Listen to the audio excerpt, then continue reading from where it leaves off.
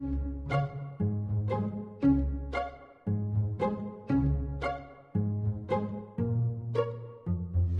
name is Dahlia Kirschbaum. I'm a researcher in the hydrology lab here at Goddard Space Flight Center, and my focus is landslide modeling.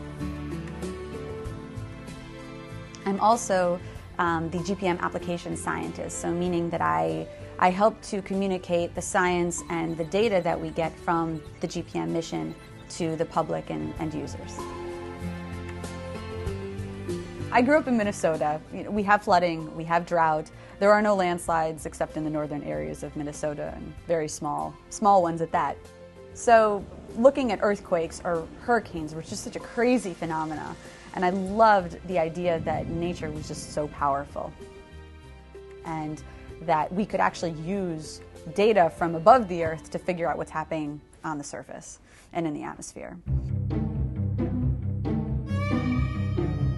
So I was always very interested in math, and so all through school I kind of thought that I was going to be either a math major or do something with math. And then freshman year of college, actually, I took a very interesting class on different environmental issues, and I found that I was really fascinated with natural disasters. But what I realized is that you can actually apply math and you can apply science to real-world topics, and you can use the information that you get or the results from your models to really help people and try to mitigate against these hazards.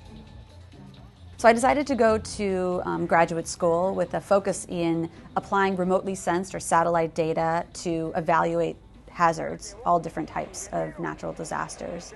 And in my dissertation I focused in landslides because I felt that it was a very underrepresented hazard in the grand scheme of natural disaster research.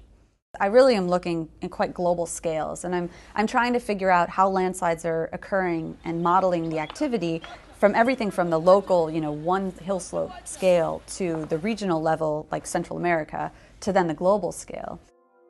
Most of my studies were done in the computer lab or looking at different models. But I did take some very interesting field trips during graduate school and even during undergrad to look at different rock formations, to look at kind of landslide scars.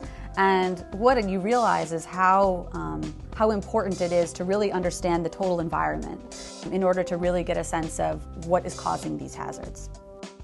I think the most important thing is to continue learning and to continue kind of pushing what you think is interesting and find a way to get yourself there.